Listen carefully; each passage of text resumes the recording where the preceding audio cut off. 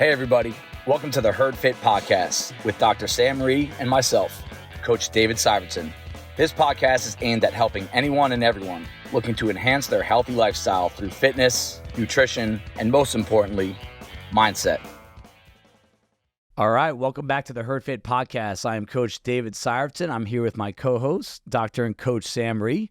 And we have a very special guest here. He actually was a talking point on one of our recent episodes with social media, my relationship with Dan. He's a neighbor of mine, also probably the strongest person on our block, which isn't saying much, but one of the strongest people I know that I've competed with him. I've competed against him. I've also competed with and against him at the same time. I want to get into that. Those are some fun times with our Coliseum team that we'll get into at some point. But Dan Dodd is a CrossFitter turned elite level weightlifter.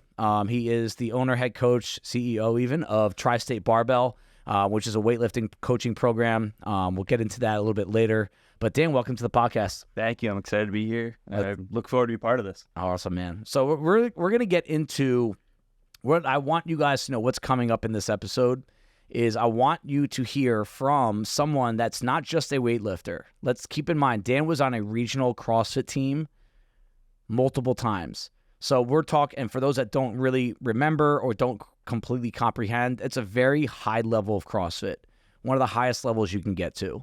And he was on a team multiple times that qualified, and they were in the Northeast, which we consider one of the top regions in the world. Yeah, back when regionals were rare. Absolutely. They were top half. So I'm trying to build him up to the point where to say, hey, this guy's a CrossFitter. He did make the change, the turn to full-time weightlifting, and now he's nationally ranked. We're going to get into, I would even say probably worldwide ranked. We're going to get into what that journey was like. But what can a CrossFitter get from this? I want you to know that if you are pursuing sport in CrossFit and you do want to get to the highest level, it's not an option anymore to not be strong. You have to have really high level strength. Are there some guys and girls stronger than others at the games? Sure. But there's a minimum there that I bet most of you don't know about, that, guys, you need to snatch 275 plus now. Girls, you need to be snatching 185 plus now. It's just like where the numbers are lying right now. And it's really interesting to get a perspective of not just a weightlifter. How do I get better at lifting? I love getting a perspective from a guy that's done it. And probably, I bet if we made him train CrossFit for a year, I bet he can get back to the same level he was at. Scary. No cardio. So yeah, Dan's cardio is walking up the hill right now. But he truly is one of the strongest guys I know. He's a great coach. He's done a lot of things at Bison with kids, with adults, with classes. He's got some clients from Bison that are coached. I've done many courses with him. I've sent him messages and videos of myself lifting, asking for some advice.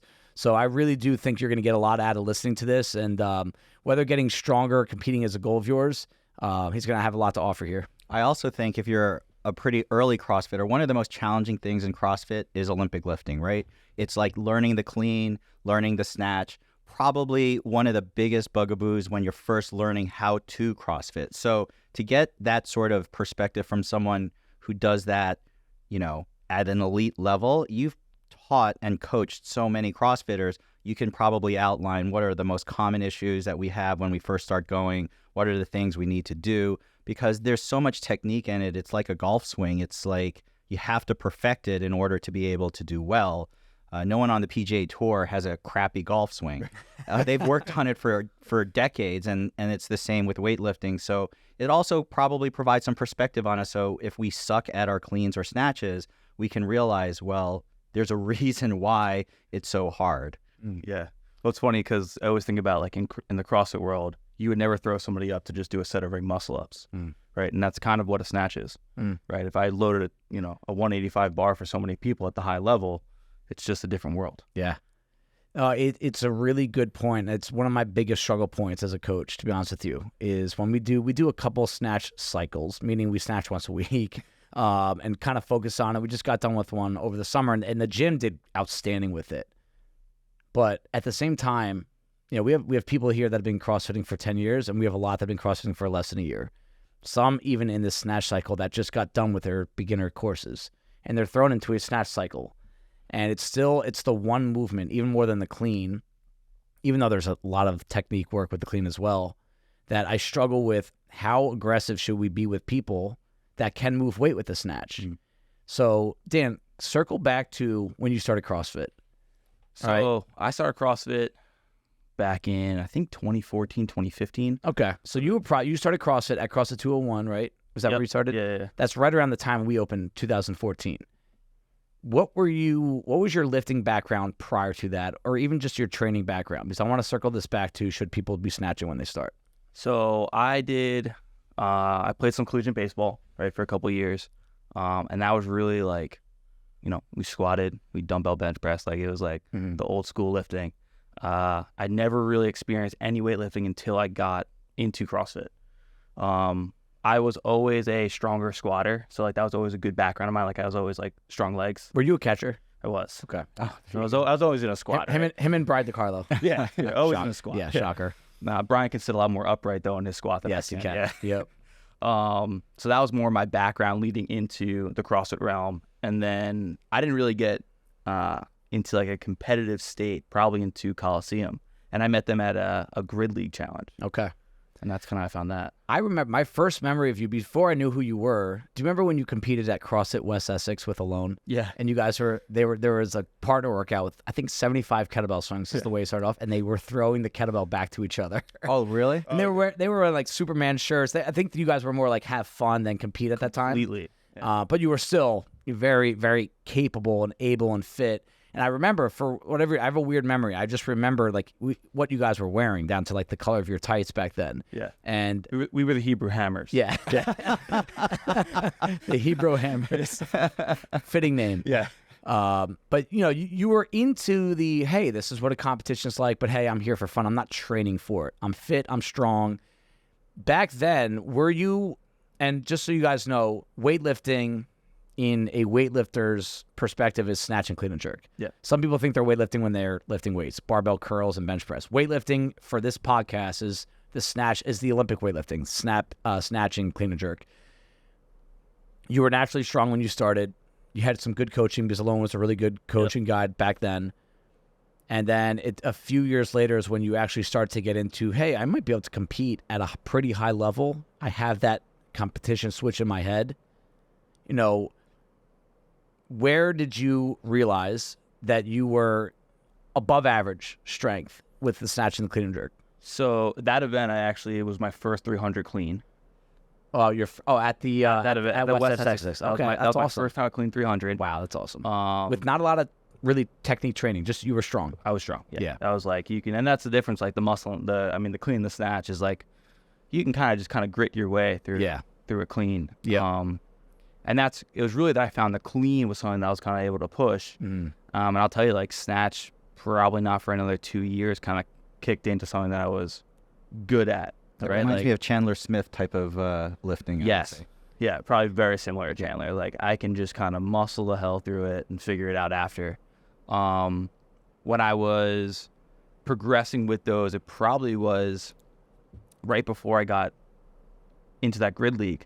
I was like, all right, well, I know I can, push my clean numbers and I can kind of show off. And shoulder to overhead too, I was able to push press 330. Wow. Right. So I was able to push press a lot of weight, which in grid league, it didn't matter. Right. I didn't have to do anything else. I was able to do, 10 ring muscle ups, which was like, all right, that's cool enough. That's all they needed out of me. And they're like, all right, but you clean, I think I hit 350 or something at that combine. And then I realized like I just wasn't really in shape other than that. And that's when I started training, really pushing that CrossFit training. So you were really a specialist early on, and that's what the grid league was. For those that don't really know what the grid league is, without going down too deep on that, grid league was a team of athletes that were all specialists. You had your gymnasts, your engine, your lifters, and you kind of just took on CrossFit competitions as a team, and you could be a lifter and not have to do anything other than lift. Where CrossFit, that's not CrossFit, but it was grid league. It did well for a little bit. Yeah.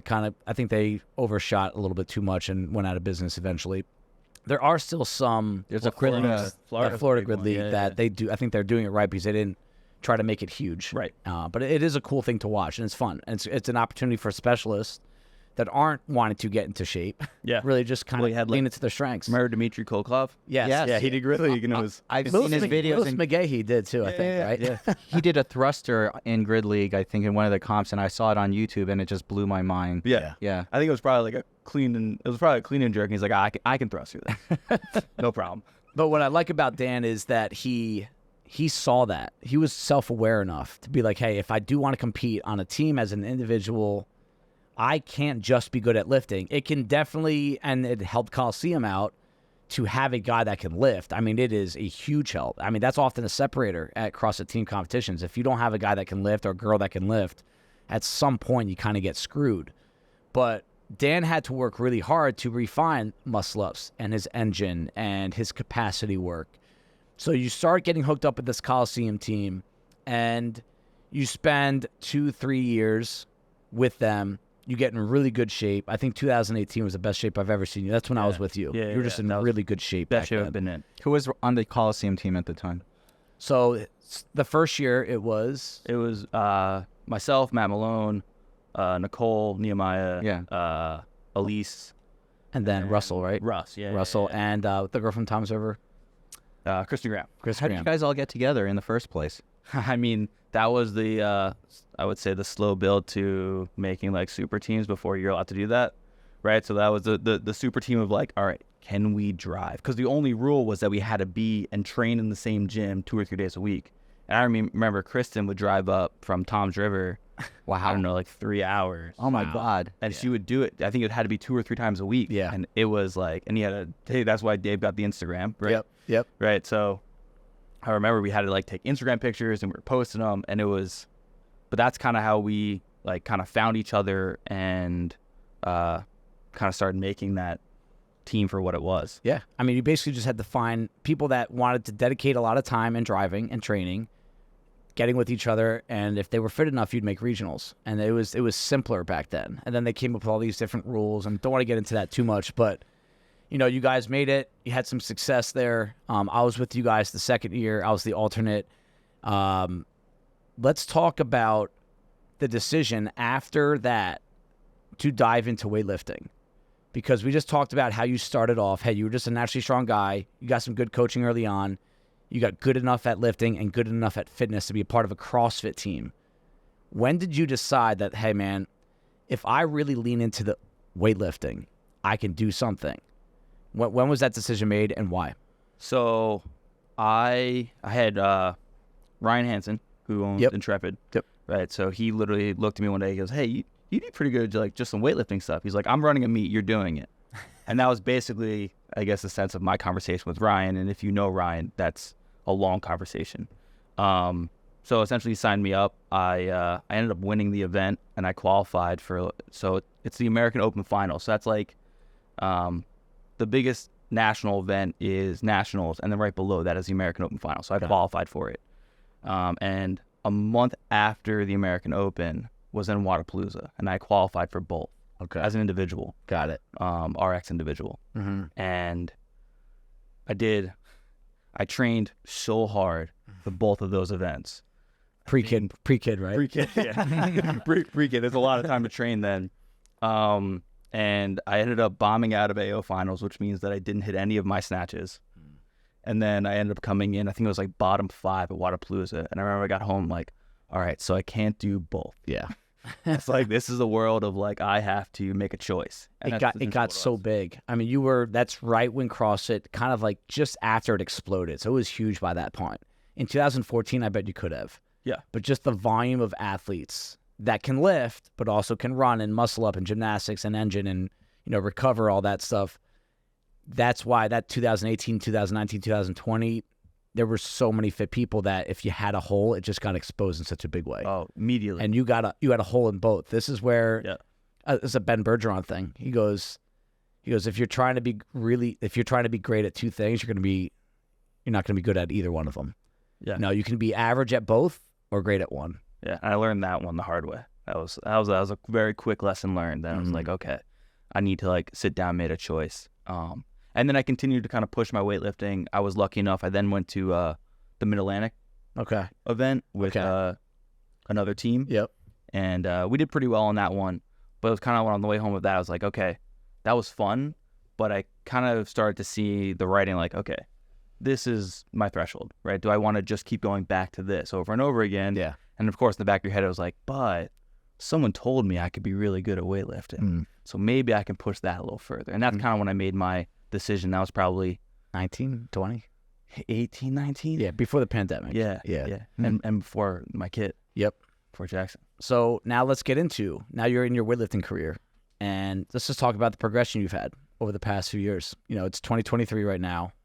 What was the last meet you just did? So I did, that was nationals back in July. Okay. And let's talk leading up to that. What happened? What transpired? Your failures, your successes, what you had to qualify for? So over the last couple of years, go all the way back to like 2020, I did actually the last major event before like the shutdown, right?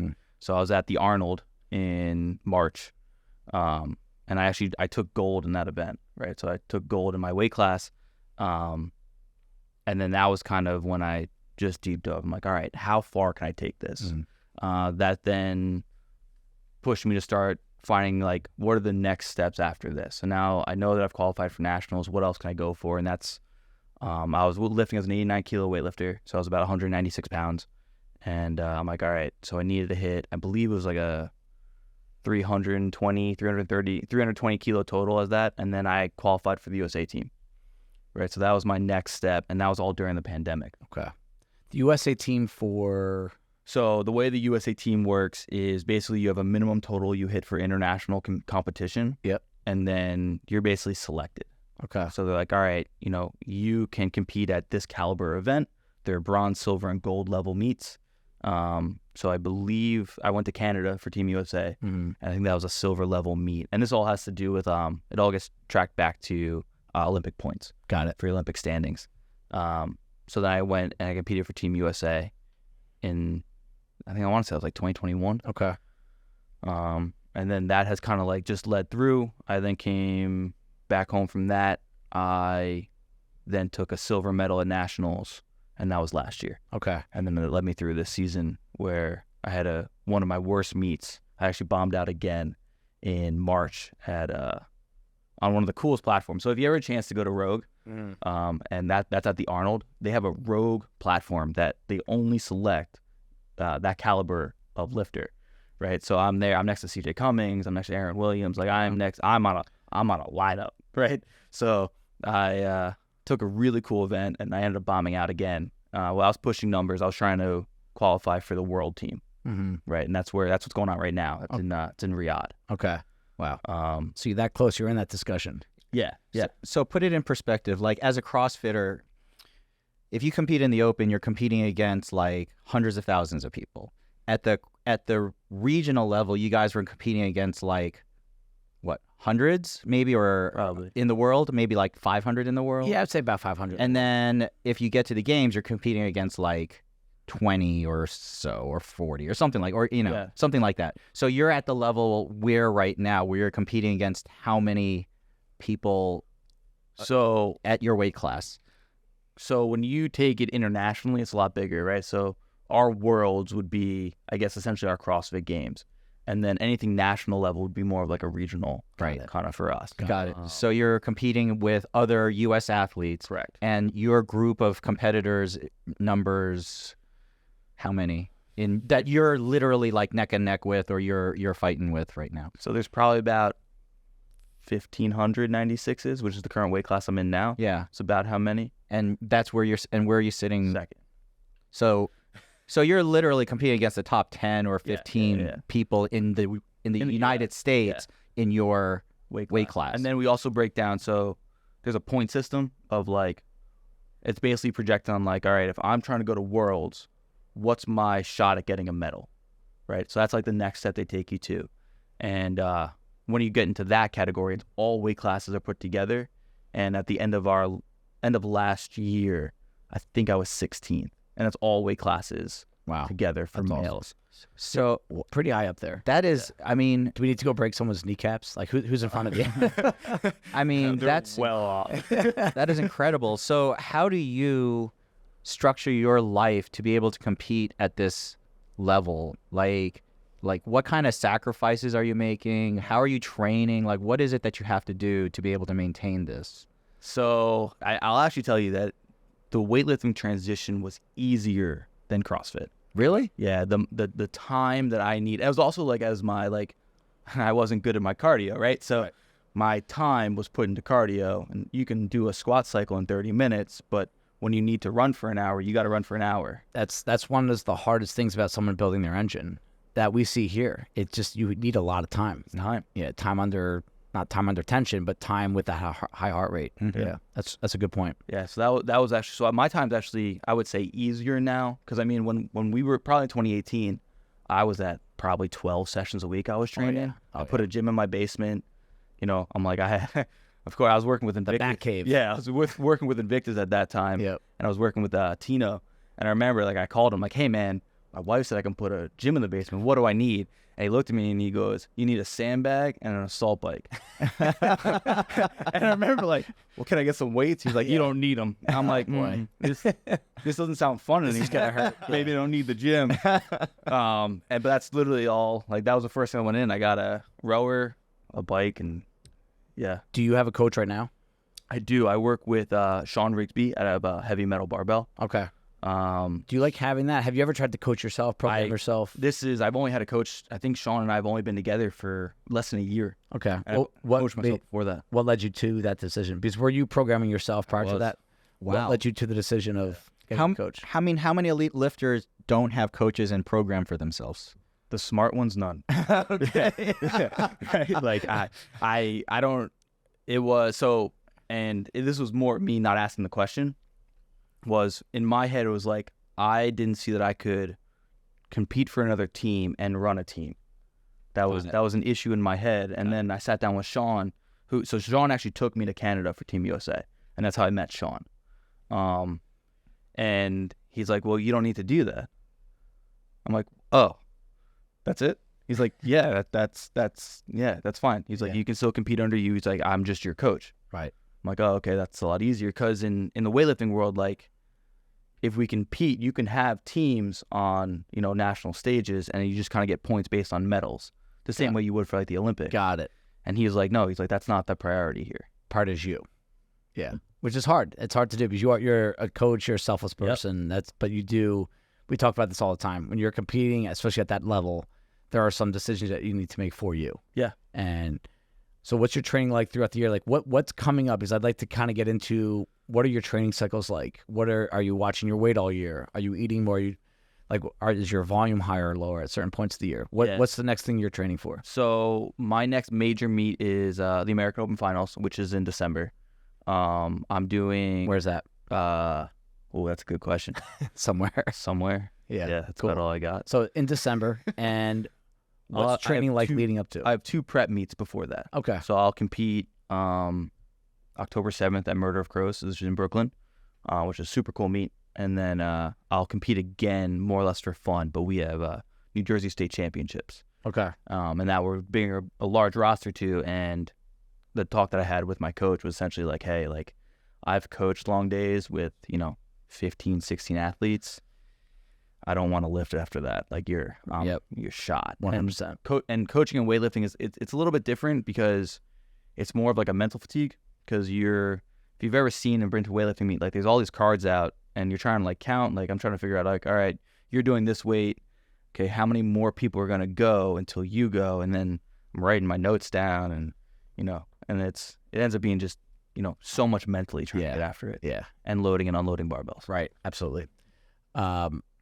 So the training, are you more squat based? Are you pull based? Is there a healthy mix? Are you biased towards the snatch because that's your weaker lift, right? The clean and jerk is still your lift, right? For a CrossFitter, we listen to this. Like, do you need to constantly train those strengths and try to improve them? Are you trying to get linear gains with both? What are you trying to do there with your training the next couple months? So we've definitely, and the same way like I'll kind of coach is it's very periodized, right? So I have, in the beginning of the season, which is really now is the start of our next season, because any local athlete is really, your first goal is you want to push to make nationals, right? So if nationals is your major event, Right now, we're super squat heavy. Okay. Right. We're doing, I think I had a 10 by 3 last Saturday. Right. So How long does that take you? 10 by 3. So I also work on a timer. Okay. So I would say I can probably do a 10 by 3 in about 30, 35 minutes. Okay. Noted. Have Sam, how many times do we see people lift here and they feel like every time they lift it has to be an EMOM? That's You right. know, like you need the recovery period to get the most out of your squat sessions. It can't always be like quick. Are you waiting, 3 minutes between lifts? So I'm about 2 to 3 minutes between my lifts. Same weight or do you build? So this past week I was same weight. Okay. So I think I was about 80%. We also just put in a velocity-based system. I don't know if you've seen anything of velocity-based training. We do talk about it. It's not only about the lift, the weight that you're lifting, it's how fast you can move it. Right. Yeah, so we just started implementing that, and that's now what I'll base most of my quote-unquote percentage work off of. So Awesome. I have to move a bar at a certain speed to calculate that that's my 80% for that day. That's awesome. Is that a video-based system? So literally, like, I had it set up yesterday that they just, like, set my phone up almost like I'm recording. Yeah. And it just has a screen on it in front of me. I hit my squat, and it comes up with my speed. So it looks at your barbell and sees how fast it's moving. Yeah. So there's a little knot, a little cap on the end of the bar. Yeah. And a reflector on the floor. Yeah. So we just started implementing it. I used it last time I flew out to North Carolina to train with my coach. That's really cool. And it was Eye opener. and like game changing, because he looks at me and goes, you're stronger than you're pretending to be. He goes, you're moving, you're 90% too fast. I'm like, too fast. He's like, so I'm like, so do I slow down? He's like, no. So he's like, it's got to be a little bit heavier. And again, that comes down to like, all right, how'd I feel that day? What I eat? Where I So many sleep, variables, right? So that comes into a large play. But to the structure of my training is like right now, we are very squat based. Okay. I think next week I get to try to find a 3-rep max back squat or something like that. Ooh, I'd like to know what you get hit on that. See if it's double what I do now. Hoping for 250. 250 kilograms. Kilos. Kilos. Me too. Me too. 250. On to the next question.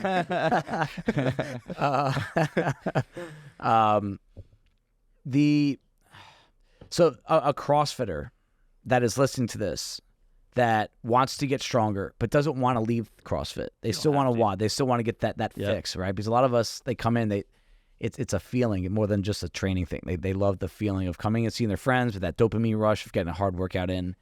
If someone came to you and said, Dan, I don't want to leave CrossFit, but I want to get stronger, what's your advice to them?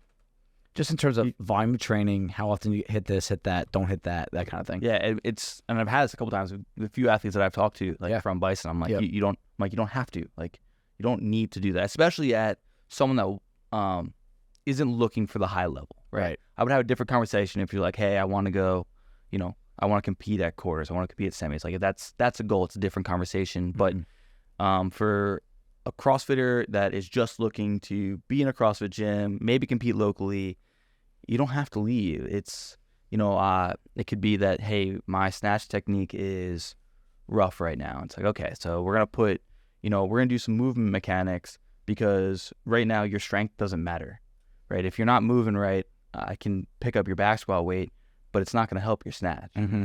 So I actually take a lot of my athletes, we have basically an algorithm that I take their squat, their deadlift, and it basically kicks me out all of their, prepared numbers. Like, this is where you should be based on your numbers. This is about our range.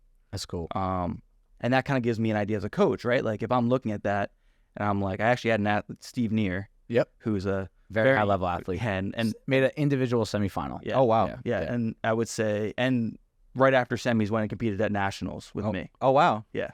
So, like, very high level lifter, but he's a very unique weightlifter in the sense of I plugged his numbers in and he was on point. Really? Oh, he's crisp. He's a very impressive athlete. Yeah. He's just everything about him is crisp. Technique, speed, strength. You could tell he takes care of himself too. Yeah. Now, when you see, I'm assuming most people, when you put this algorithm together, you see a pretty significant gap between their strength and what they're lifting. Yep. What's the most common shortcomings you see that prevent someone from getting to those numbers? I know technique is like the macro level. Yeah. What about someone's technique? So it usually comes, and it usually the major flaw that I see in CrossFitters is usually that they can outpower their fulls. Got it. Right? Like if I told you to power snatch and I said, hit your 1 rep max, and then the question always is like, do I have to squat? Right? Like how many times have you heard that in class? Give me a power. Yes. Give me a power lift any day. Oh my God, who would say that? Unbelievable. Yeah. That's so true. Yeah. Don't ask me to do a full squat, please.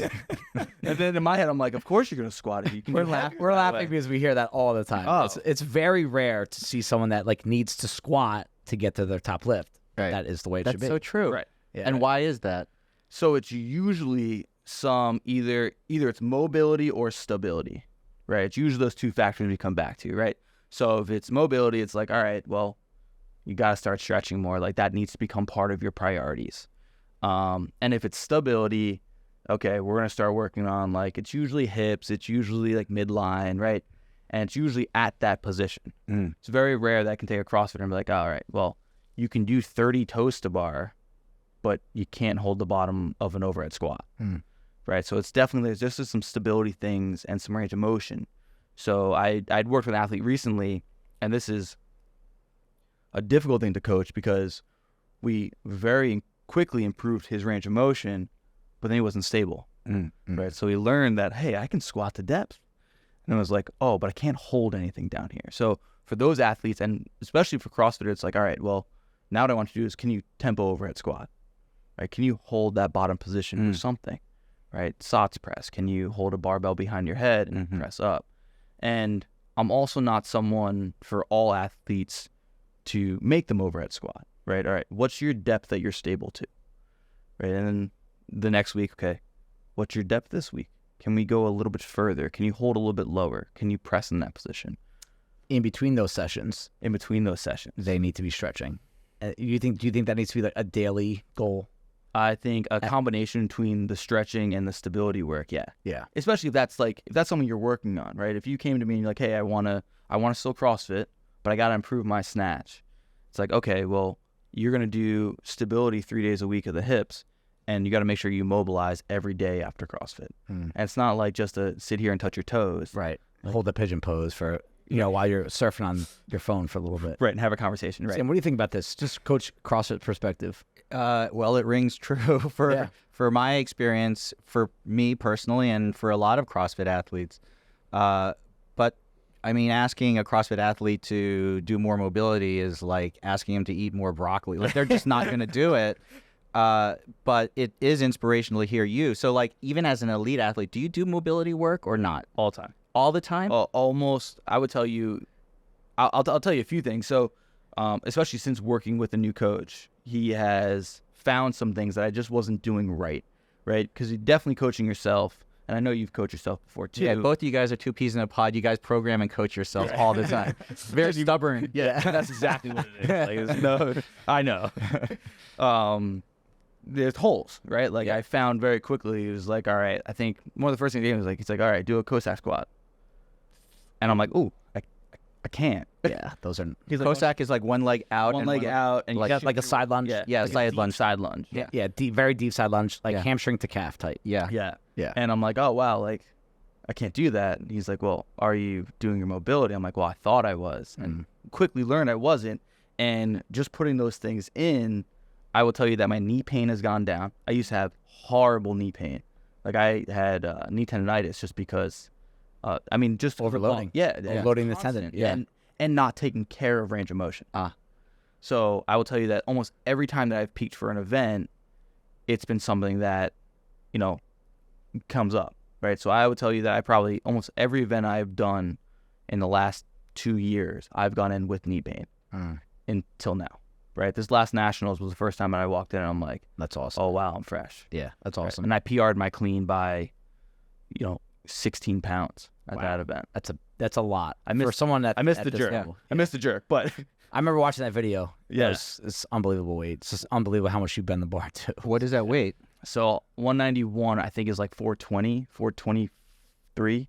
Clean and jerk. Holy. And I think about that. We're gonna be deadlifting soon. Just if you ever try to get to 400, know that he's cleaning it and putting it above his head. Yeah. So I locked it out over it. You had it. It was that was a crazy scenario that just came to fruition. But back to the mobility and stability stuff, I would say, like, even if you're just doing warm-ups, if you can put some tempo over it, like someone working on snatch, just put some tempo overhead squats in. Start working your range of motion of like, do the Cossack squats, do a single leg stuff. Like between just the mobility stuff that I've had been now and all the different unilateral work I'm doing. So just like single arm, single leg, right? I'm doing pistols again. I'm like, I thought I got rid of these. Right? I left have that fun sport, right? Like, right. The first time I got back to them, I'm like, can I go to a box? Yeah, PT. I still say that. Yeah, so that was a lot of stuff that's kind of come back from, I would say probably from CrossFit, right? Like I find myself doing more, not necessarily heavy breathing stuff, but like more of that like movement-based stuff. Big picture. No, don't just lift, right? You know, big picture stuff. You don't need to just squat. Like, that's one thing about CrossFit that I think really does, if you really buy into the methodology, you see that there's just such a bigger picture to just that movement or just that score, just your first muscle up. You know, but Sam, I love that I asked him what does the biggest shortcoming he sees in a CrossFit athlete that wants to lift. And I was ready for him to say something technique based, and it was mobility and stability. Yeah. You know, because at the end of the day, that it's like Sam said, you're very, very rare to meet a CrossFitter that wants to come and do that. Right. They want to WOD. It's not cool. No, it's not cool. It's not cool. Right. Yeah, you're not burning calories. You don't get to like dramatic strip your shirt off and go for it. But I think there's a lot of truth to what he's saying, that if you do want to get better at these movements, it's not going to be like what lifting program are you going to do? You know, what mobility program are you going to do, and how consistent will you stay with it? I think it's a shortcoming of myself too. So I don't want to tell people that you need to be better at this too. I do think that 5, 10, 15 minutes extra of that, even if that means 5, 10, 15 extra minutes of working out, would probably do more for you in terms of getting stronger. Yeah. Well, I even say like, I probably do majority of my mobility stuff started to kick in. Like, all right, I'm sitting watching a show tonight. Like, all right, I can stretch. Yeah, do something. I can stretch. Like I can sit here and I can do my stretches and I can still have a conversation with my wife. I mean, you know, like schedules get crazy, right? If I'm a full-time school teacher, I am training at a high level, I'm coaching a team, right? Multiple kids. Right, 2 kids. Like my hours are limited, but I can still sit here and I can stretch and have a conversation. That was something that kind of like dawned on me, I would say probably later on. Like that's definitely like I've matured in the sports realm of like, okay, we gotta, you know, train smarter, time wisely, train smarter. It's not always more. Yep. Now, let's say we find that rare CrossFitter that does the mobility, that does the stability, still want to get a little bit stronger. Where do you start them skill-wise, technique-wise, and loads?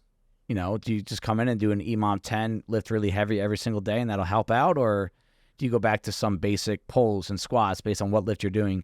What are some of the things that have worked for you? What are some things that you've actually struggled with as a coach and as an athlete in terms of where to really zone in on what kind of techniques that can really, you know, the biggest bang for your buck? Yeah. Because you're talking to a lot of people that don't have a lot of time. Yeah. So I'd say first thing is like if it's a strength and element in any way, shape, or form, like, all right, we got to squat more, right? So when that does come into play, it's like, all right, well, look, you got 30 minutes, you're going to do a squat program, right? If we can add that into already well-programmed CrossFit, right? And I've always kind of dove back to you guys of like, this is a well-programmed gym. You're training with purpose, right? So if you have those 30 minutes, you should be doing your squats. Now, if it's a technique thing, I am a coach. I've always coached top down. And what I mean by that is like, I always have you start at the hip, right? If you can't snatch from the hip, why are you going to go from the floor? Correct. Absolutely. So always go from the hang. I have so many athletes that will go from just a hip position, high power position, and I'll have them like just muscle snatch. Okay, can we do this? Great. So that's really where I start. And then it slowly gets to like, all right, now we're going to go from the knee. And I would say a lot of issues occur in the CrossFit realm, either from the knee to the hip or from the floor to the knee. Very much. Right. So those are usually a lot of our, you know, downfalls. And if they have the ability to hang snatch, that means that we're missing something from the floor. So if it's someone that is having trouble, you know, and this goes for the clean as well. Like I apply the same rules, right? Right. So, and I would even say for the CrossFit realm, you guys are probably the strongest from your hang. I would say most. Yeah, most athletes are stronger from the hang or as strong. Yeah. I would say as strong. Yeah. Should that not be the case? No. Okay. Yeah. That's what I thought. You should be stronger from the ground. Yeah, because you're building more velocity with the barbell, but because we screw up that bar path or we're not holding it in the right position to bring it up, Like, it's like shortening up a golf swing. Like, you can't take a full golf swing if you suck at golf. Like, you don't know where your club is going. Same with the barbell. If you shorten up that bar path, there's less opportunity to screw it up, basically. Yeah. And I'm learning a lot about my golf swing, too, that I should swing lower. I'm like, is that the problem with my golf swing? 'Cause it's going all over. But, yeah, no, to your point. So I also have – so if you've ever been to, like, one of my seminars that I run, when we kind of do the progression, we do work top down. And then I spend a lot of time on what we call the first pull, right? Like, we always do the first pull, which is, from the floor to your knee. And I very quickly chime in and say, well, it's not a pull. I don't want you pulling. It's not a deadlift.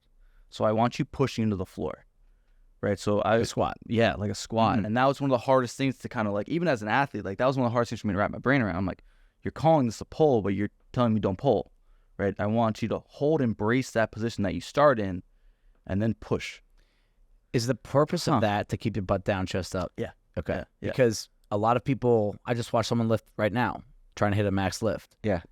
And the butt shoots up. Yep. The chest stays down, so that then when they go for the aggressive second, third pull, they throw their hit. The bar, there's no control. You just don't know where the bar is. Because they're feeling about pulling as opposed to, okay, I get it. Pull like a deadlift. Right? Yeah. Deadlift, you let your hinge rise, and then you pull through it. Yes. Where if you can, brace that first position, you can push into the floor to hold that back position, your bar path changes, right? So now I'm able to, some coaches use the term sweep the bar in. Like I can now get that bar back into my hip, and I can extend vertically. And, a lot in CrossFit ends up being, the bar's out in front of me. So now I'm going to just throw my hip at it. Yep. Which that was me too for the longest time. I was in Canada competing for Team USA, and one of the judges came up to me and goes, "Oh, you're a CrossFitter?" I was like, yeah. I was like, why? He's like, it's the way you lift. I'm like, I think that was a negative. It probably was, but I think actually was. The weightlifting community also knows that CrossFit's helped them immensely. Oh, it's been huge. I think CrossFit is probably huge. I think Rogue is the biggest beneficiary to CrossFit, but I think Olympic weightlifting and all the ecosystem under that has very thankful to CrossFit. Oh, I don't think I would have the team that I have if it wasn't for CrossFit. I would tell you that you're probably not weightlifting without CrossFit right now. I assume. I think so, no way. Right? No, yeah. I never would have found the sport. Yeah. Right. There's so many people that are in, but it is funny that you could tell CrossFit. Maddie Rogers, right? Maddie Rogers. I love watching Maddie Rogers. Yeah. She's amazing, but she was a previous CrossFitter. Yes, she was too. She was. We're CrossFitters and gymnasts. Yeah. Like that's weightlifting right now. We're retired athletes from other things, right? Like we left something else to start weightlifting. Hypothetical here. This is something I don't have any regrets of my training with CrossFit, but if there's one thing I could rewind and do, it would have been taking a year off from competing and training and just lifting. Yeah. We have a Q&A coming up, and one of the questions is about taking a break from CrossFit and coming back to it at some point with a certain goal in mind. And from this perspective, and yes or no, there's no right or wrong. I'm just curious what your take is on this. Is there value in someone that is trying to reach a really high level CrossFit, maybe even the highest? Yeah.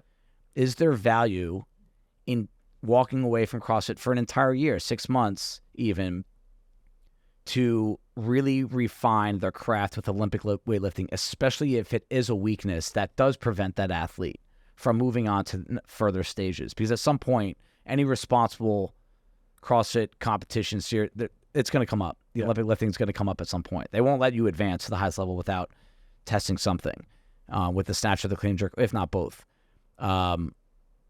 What are your thoughts on that? If someone's kind of at this like T in the road, hey, I have to stop CrossFit so I can pursue to my highest level. I really want to go into weightlifting for a year. Is there benefit to that? Do you think it's necessary? Do you think it's vital? What's your approach on that?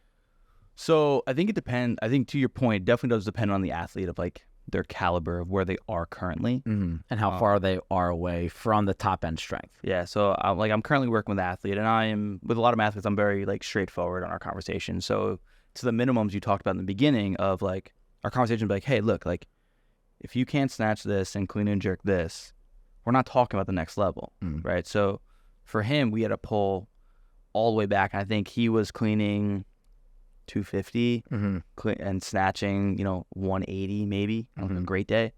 And it was like, hey, look, like you're not in the conversation right now. So if we are pursuing this, for him, I'm like, look, you got to pull all the way back. You're 155 pounds, I think, when you start with me. I'm like, we got to gain weight, right? We got to hit those numbers, right? Like CrossFit world, like you got to be 180 to 190, if not heavier now. The athletes are getting bigger. They are. Just games athletes this year were very They're big. getting huge, right? They're getting bigger. So like we got to gain weight and we got to hit, I think our conversation would be like, if you want to be in the conversation for a high level event, we got to be snatching 260, 265, and you got to be cleaning 330, right? Those are just kind of the realms you need to start walking in comfortably, right? So for him, what we did is we actually totally pulled him back. So he takes, I want to say 7 to 8 months out of the year that he is just weightlifting.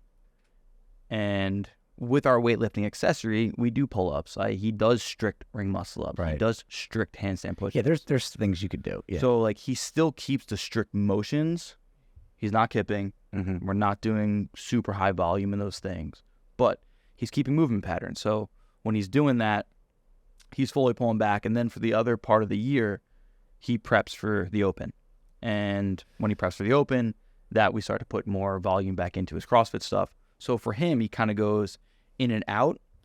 I would say for majority that have some strength, but they need that extra push, you can stay CrossFitting a few times a week, right? I have one of my female athletes right now she's like, I just like CrossFitting. I'm like, you can keep doing it. Yeah, makes you happy. Yeah. And just kind of know that the give and take on it, right? Like you can take a day, like on a deload or an off day or whatever it is. Just got to know the difference, right? Right. And just also know where you are on the calendar. You know, if your scores start going backwards, or you lose your toes to bar, you lose your chest to bar, hey, that's not your focus right now. Right. Come in for the exercise portion, the community, the fun. Yep. But I think one of the first things you talked about on this episode was it's not impossible, very unlikely that you're going to move the needle on both of them at the same time forever. Yeah. There's going to be some give and take with gymnastics and lifting and vice versa. Yep. Yeah. Let me ask this. It looks like other than the super heavyweights, all of the elite weightlifters I see on Instagram are amazingly fit looking. Like you guys all look totally cut, totally buff. Like everyone looks shredded, but you guys aren't doing cardio per se. So how is it that you guys are not like unfit people when all you do is lift, wait 3 minutes, lift, wait, like, you know what I'm saying? Like, what is it that you guys are doing? You guys don't call it 10x3 cardio? that's my cardio. It's like, don't tell me I don't do cardio. Like, that was a 2-minute break. Like Sam, I'm trying. It really is. It's like, think like the bodybuilder mentality, right? That's really more or less what it is. And we do a lot of bodybuilding. Yeah, I think that's something people need to know. You're not just snatching clean and jerk. No, we do a lot of bodybuilding. I probably do, I probably have 2 main focus lifts a day.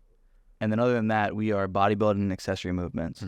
And then sometimes in the off season, we are doing cardio movements, right? So a hard part of weightlifting is how long our sessions are, right? If you're, I'll give the example of last nationals. I was the third person out for a snatch, and then I finished that session 2 hours later in the clean and jerk. Wow. So that's just a long time to be on, and a lot of reps taken in between. So like there is a little bit of that piece, but majority is like we're doing some of the cardio, and then we are doing, just a lot of bodybuilding. Do you feel like elite weightlifting is healthy? Like, for example, if you're an elite marathon runner, you are not healthy. Agreed. You're not healthy. Agreed. If you're an elite weightlifter, are you healthy? No. Okay. Just checking. No. It's the same realm, right? Like if I am, right, I have to talk with people all the time. Like, I don't know how many more times I can squat 500 pounds, right? Like, I don't know how many times, like, should I really clean 400, right? I definitely think like there's a realm there that you have to kind of fine tune. Right. And when we're talking about, pushing the high level, I'd venture to go out on a limb of like, show me a high level athlete that is healthy in all states. Right. Mindset. Like I would think that's probably one of the hardest things to hold on to for high level athletes in general is like, are you mentally okay? What do you do for your mindset training? I assume you do some sort of training or do something for it. Right? So, my father, and you've met my dad a couple of times, was a retired police officer, and later on in life found mindfulness.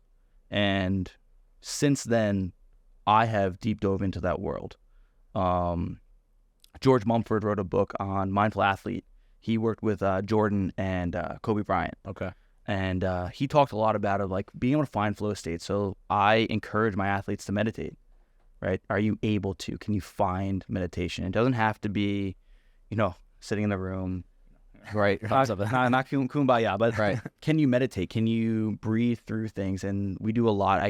They all do visualization cues. We talk a lot about visualization. I have them like, okay, can you walk yourself through a meet, like with your eyes closed? Like, can you visualize everything? So finding their mental state for competition, as well as like, we do a lot of talking about, mindfulness outside of it too. Like, we same as here is like, we try to have the community that, you can lean on each other, right? Because you need that too, especially when you are doing the hard things. Because I feel like that's when more emotion comes out than anything else, right? Like, yeah, absolutely. The hardest workouts we've done, I think, are some of the most emotional times I've ever been, because that's when like everything kind of sets in. Yep. And along with that is like, make sure when you enter the gym, you know your why. And what I mean by that, and you guys talked about this before, is like, know your purpose. Like, why are we doing this? Like, is it for health? Is it for, am I trying to be a high level? And if you are trying to be a high level, you still need a bigger why than that. Because I would tell you, for me, I don't know without the why I have if I would be able to push, right? Like, some of the things we do in both realms of CrossFit and weightlifting suck. Oh yeah. You hear it all the time. It's like, why am I doing this? I bet that question goes through a lot of people's heads. Yeah. Can I ask what your why is? So my why has always been it's been my family, right? Like, I almost want to always have, be a role model. And I'll even extend that to like my students. Like, you have one of my students that just started training here, and she had done kettlebells with me, Kevin. Okay. Yeah. Yep. So she had done like kettlebell swings in my PE class, and she's like, I love this. And the mom texted me, and I was like, probably one of my favorite text messages. Like, that's one of the best things. Absolutely. It's like, I can have really mold the future of someone. Yeah, like a role model. And another example was like, and just because like I'm into it, it kind of just keeps flowing. And like, that became a huge why. I had a student approach me. I was in Dunkin' Donuts, and I was like, just getting a coffee. And she's like, and all I hear is like, Mr. Dodd. I'm like, yeah. She's like, and she had to be like 17, 18 years old. And she looks at me and she goes, you made me run the mile in elementary school, and I hated it. But then I fell in love with running, and I'm going to college to run. Wow. That's awesome. And I'm like, that's really cool. Wow. I'm like, I'm sorry that you hated it, but what a cool outcome. Yeah. And that really, that changed the perspective of my why. Because originally it was like, as a, you want to compete, you want to win. Yeah. As a young athlete, it was like, I just want to be cool with my shirt off. Right? Or you want to kick ass. Yeah. Like but then you start to see you living that lifestyle with that mindset. It impacts how other people approach it too. Yeah.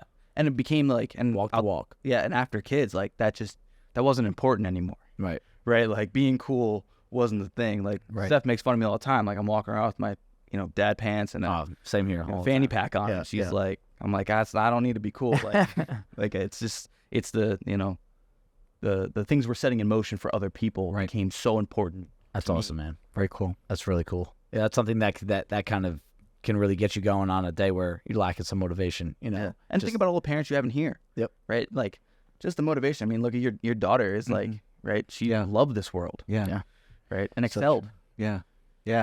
You're absolutely right. So, yeah, Dan, thanks for coming on, dude. That was awesome. And I hope everyone that's listening, you got something out of that with work on your mobility and stability. What is the name of your training group or program? We're Tri-State Training is our company. Just follow us on Instagram. We're Tri-State Barbell on Instagram. And you can follow us. We do multiple different levels of programming. And just so you know, what do you offer? So we offer 3 days and 5 days a week of programming. We do custom design programs.